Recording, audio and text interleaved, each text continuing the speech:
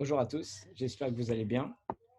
Aujourd'hui, on va faire le cours, bien entendu, pour Arif Hashema de tous nos malades, les Nonishmat Noniftachim, et pour la Tzlacha, tous ceux qui en ont besoin, et les Nonishmat Rachel Batiakot. Le cours d'aujourd'hui, ça s'appelle, et j'adore ce nom de cours, Baruch Hashem. Baruch Hashem, merci à Kadosh Baruch Hu, sois béni. On voit que dans notre vie quotidienne, on a la chance de recevoir toute la journée des bénédictions, qu'elles soient petites ou grandes. On sait que sans arrêt, on a des pluies de lumière, si on veut, qui tombent sur nous, des pluies de bénédictions, et il faut juste créer le Kéli grâce à la prière, créer un Kéli le plus entier possible pour pouvoir recevoir un maximum de bénédictions. Et profondément dans nos cœurs, on sait qu'en réalité, toutes les bénédictions, toutes les bonnes choses qui nous arrivent, ça provient d'Akadosh Baruch Hu. Mais il y a des personnes, malheureusement, qui machinalement, toute la journée, pour le moins de petits trucs, ils disent Baruch Hashem, mais ils ne le pensent pas.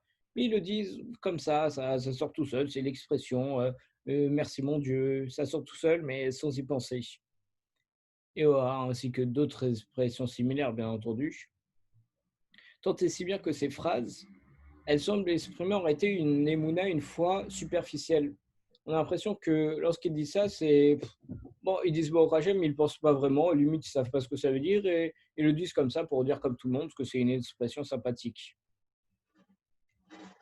Mais si on se concentre et qu'on prononce ces mots en pensant vraiment à ce qu'on dit, avec un minimum de kavana en réalité, alors ça permet de raffermir notre émouna qui est mal assurée. Si vraiment, on n'a pas beaucoup d'émouna, mais à chaque fois qu'on a un truc, même un très bon truc, pas besoin de savoir dire ça dès le début sur les mauvaises choses, et qu'on dit Baruch Hashem et qu'on y pense vraiment, alors dans ce cas-là, ça raffermit énormément notre émouna, notre foi.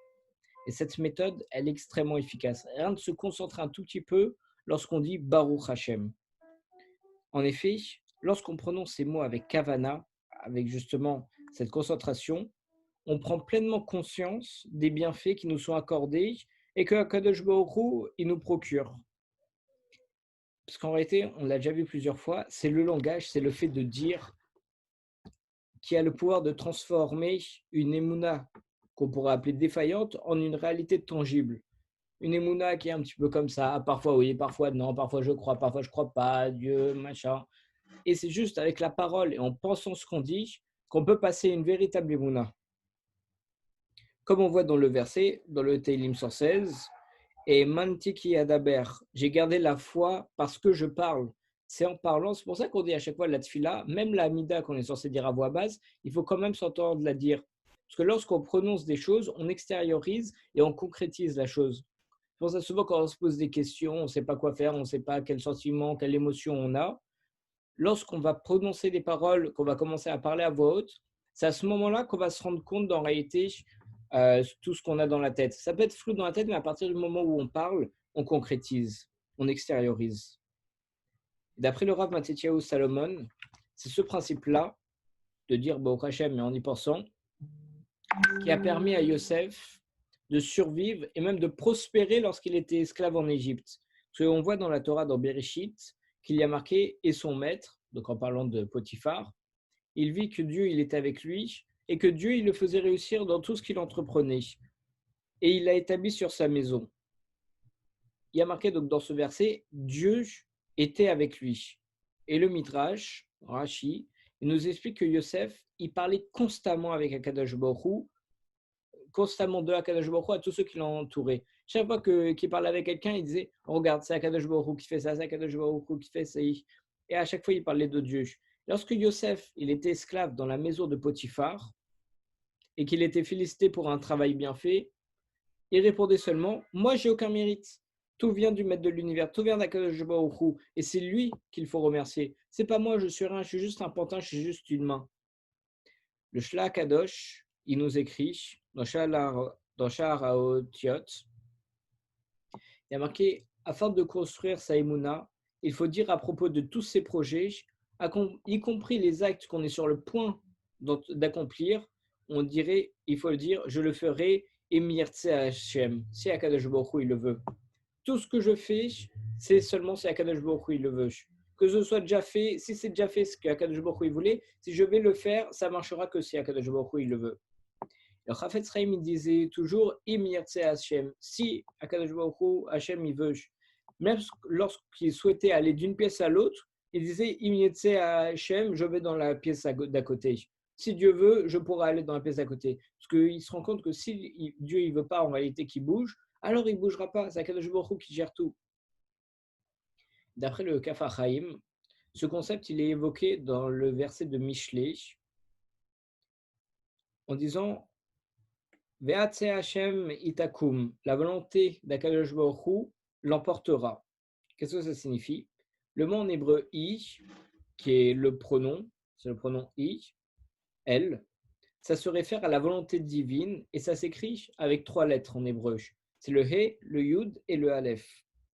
Or, ça s'agit, le he, le yud et le aleph, des premières lettres de l'expression im yirtse Hashem. Parce que im, ça commence par un aleph, yirtse, c'est un yud, Hashem, c'est un he. Donc on voit qu'en réalité, hi, qu'on retrouve dans le verset qui se réfère à la volonté divine, quand on prend les 3 lettres du mot hi, on peut faire le mot im yirtse Hashem, si Dieu le veut. Donc on voit que tout dépend véritablement de sa volonté, même comme on le retrouve dans le verset de Michelet. On rapporte une histoire vraie bien entendu. On dit que durant la seconde intifada, c'est l'insurrection terroriste palestinienne contre Israël qui a commencé dans les années 2000, les attentats ils se multipliaient et presque chaque jour, on avait malheureusement de terribles nouvelles.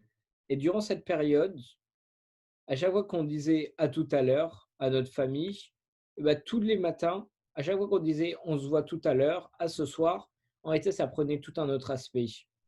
Parce que on disait maintenant à tout à l'heure, Bezrat Hashem, à tout à l'heure avec l'aide de Dieu. On avait tous les matins, tout le monde disait toujours, voilà, je vais au travail, on se voit ce soir, on se voit tout à l'heure. Mais maintenant, ils ne disaient plus ça. Ils disaient à tout à l'heure, Bezrat Hashem. Parce qu'ils savent qu'on est dans une période tellement terrible que c'est que Bezrat Hashem, c'est que avec l'aide d'Akadosh Baruch Hu qu'on pourrait revenir le soir. Et justement, en rajoutant le Bezrat Hashem, que malheureusement, il a pu rajouter que parce qu'il est dans une mauvaise situation, donc on voit, c'est une des raisons, ça pourrait être une des raisons pour laquelle Kadosh Baruch Hu, il a fait qu'il y ait les intifadas, pour que justement les Juifs se rendent compte que tout n'est pas acquis et que s'ils rentrent le soir, c'est que si Dieu y veut, c'est que grâce à l'aide de Dieu, c'est pas grâce à eux. Et grâce à ça, maintenant, chaque personne qui disait ça, il pouvait intérioriser le sens profond de leurs paroles. Et on comprenait désormais que rien ne garantissait qu'on allait retrouver malheureusement sa famille le soir. Ce qui est extraordinaire, c'est qu'en réalité, lorsque les intifadas elles se sont un petit peu calmées, on gardait la conscience aiguë que la bracha inestimable qu'on reçoit tous les jours en voyant notre famille rentrer saine et sauve à la maison. Même lorsque les intifadas sont finies, les personnes elles continuaient d'avoir cette confiance et cette croyance qu'ils avaient eue durant la intifada, que Akadosh Baruch Hu il est là et que Akadosh Baruch Hu il fait tout pour eux. Rien que le fait de dire Be'ezrat Hashem, ça rappelle constamment à nous et à toutes les personnes qui nous entourent que rien ne peut arriver sans que Akadosh Baruch Hu le décide. Et voilà les amis, c'est la fin du cours d'aujourd'hui.